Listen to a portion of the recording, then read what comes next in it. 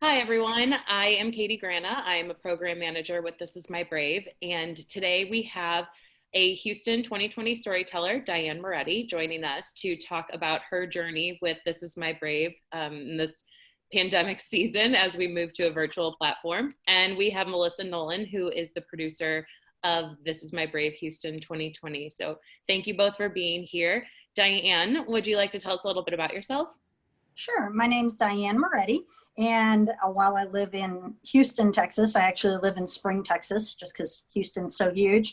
And I'm a seventh grade English teacher, and I love doing that. That's awesome. We love that you are a part of our show and our family now. And I'd love to know, how did you find out about This Is My Brave, and what made you come out that day and audition? Well, actually, my therapist is one of the producers of the Houston show, and she broached the topic with me when I was in therapy one day, and I was like, yeah, sure, whatever. Yeah, I'll think about it. And then she mentioned it to me again, and I had been thinking about it, and it just so happens that a guy I was dating at the time is in a 12-step recovery program. I'm also in a different 12-step recovery program. And I was really ready to say no to doing this, because I was like, that's not my thing. I'm not a performer. You know, I'm a writer, if nothing else, but I'm not a performer. And this guy reminded me, he goes, part of your journey in recovery is sharing your experience, strength, and hope with other people. So if you keep your story to yourself, you're not really living a lifestyle of recovery. So I was like, okay, all right, I'll do it. So I went out and auditioned. Oh, I love that. And obviously, you know, our motto is storytelling saves lives. So you just hit the nail on the head. Actually, I got chills when you were saying that, because sharing our stories is really important. We're glad you're here. So what was it like when you found out that you were going to be a part of the show? And what was it like meeting your castmates and everyone? Yeah, when I found out I was part of the show, I was really excited at first. And then I went, wait, what is introverted me doing? What am I even thinking? I'm going to have to get up in front of people and tell my story. And, you know, I had some worries about people who are in my story, that I would be hurting them or insulting them or whatever. And I checked with several of them, and they said, no, it's perfectly okay, because we want you to be able to tell your story. And the first time I met my cast, I felt kind of old, actually. a lot of young people in the Houston cast, but most of my friends and everybody I work with, for the most part, is a lot younger than me. So I quickly fit in and realized that we're just all living this crazy life together. That's all. Definitely. Speaking of crazy life, you know, things have been pretty crazy lately, and we've had a lot of changes with this year's shows. Yeah. How did it make you feel when you found out that they were being postponed and then moving to a all virtual environment? Well, it's funny, because being a teacher, you know, I had a big change to my work life back in March. You know, I left for spring break, and then we never went back. So honestly, I was getting kind of used to being fairly adaptable and being like, okay, that's fine. And I went, oh, it's just going to be pushed back a little bit, so I can live with that.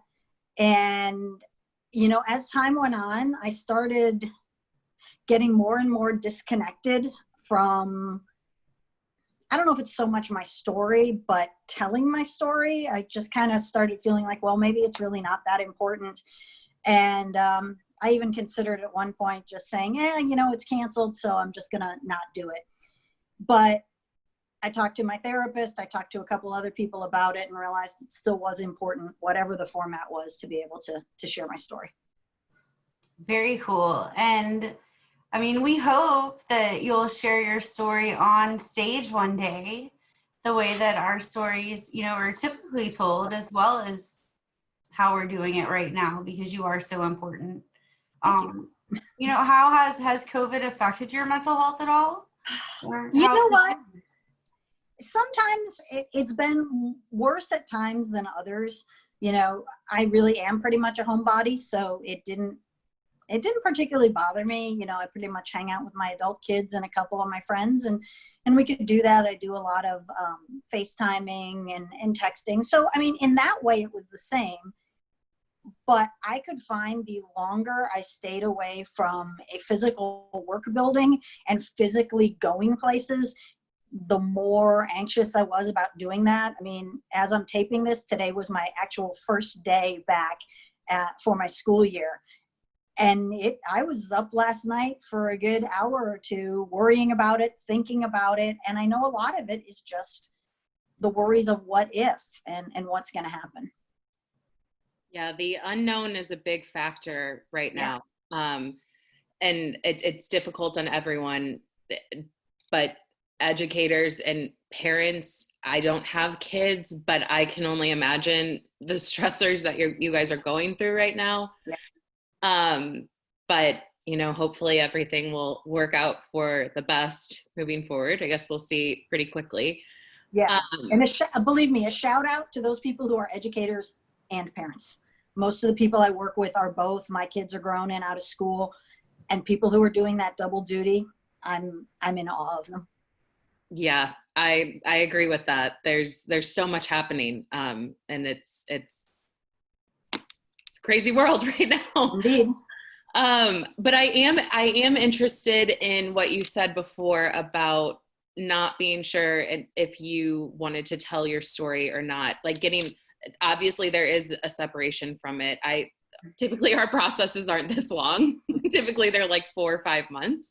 Yeah. So there's obviously time for growth and change, especially when you have a global pandemic going on. But what made you really want to continue to tell your story on this virtual platform? Well, actually, part of my story is leaning into my recovery group, whether it's through therapy or my church or my actual, 12-step Al-Anon recovery group. And as I started thinking about how I didn't feel like I really fit in or my story wasn't important, I started to realize that I did need to tell my story, that I'm not disconnected from it just because I'm not. And you'll see in my piece, I use a lot of imagery of dark and light. I'm not as much in the dark places anymore, but I still go there on occasion. And it was a couple times where my anxiety got really bad. And I kind of went to that dark place that I went, oh, you know what? I do actually have this. This is something I struggle with. Just because I've made a lot of progress in my recovery doesn't mean that it's not there anymore. And I think it was important to share that.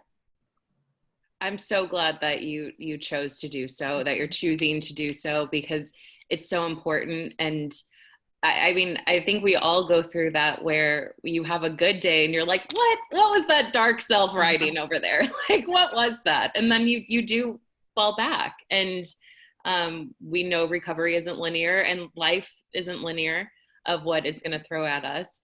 But I think you're going to be speaking to a lot of people that maybe are experiencing mental health issues for the first time this year, and people that aren't really aware that their story is and isn't unique, that there are people out there that are like them. We all kind of have this bond that brings us together, whether it's the same situation or not. So I'm really glad that you decided to tell your story.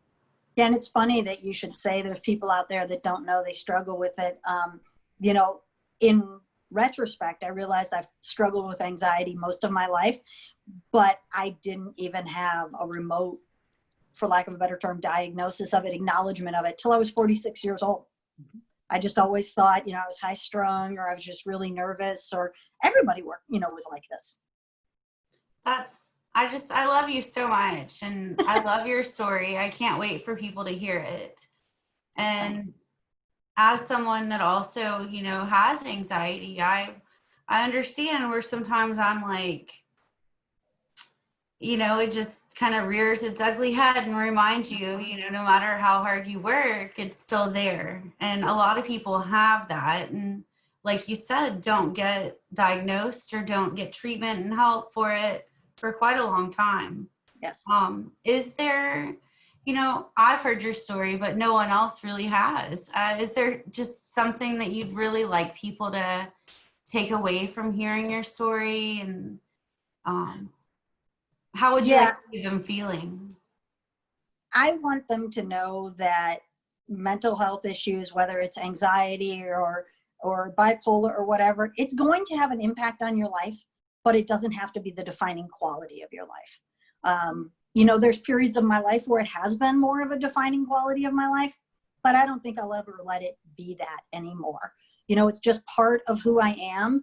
And honestly, there's some good parts to my anxiety. It makes me extremely productive, extremely organized.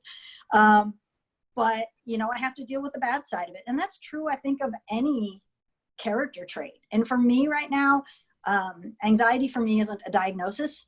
It's just one of my character traits. And I just try to play up the positive side of it and play down the negative. And that's what I would like people to walk away with, that whatever your condition is, your mental health situation, your life situation, it doesn't have to be the defining moment and the defining characteristic of your life.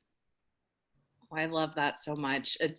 I don't think that can be said enough for people that are living with a mental health condition or people that are just learning about it, which is, you know, the bulk of our audience are family members and people who live with mental health conditions, that we're not defined by this diagnosis. It's a part of who we are, but it doesn't rule our lives. So for sure. I can't wait to hear your piece. Thank you so much for joining us today and doing this little interview with us. It's really great to meet you. And I look forward to seeing your piece on October 4th with the rest of the Houston show. So thank you so much, Diane. Thank you. Thanks, Diane. Bye-bye.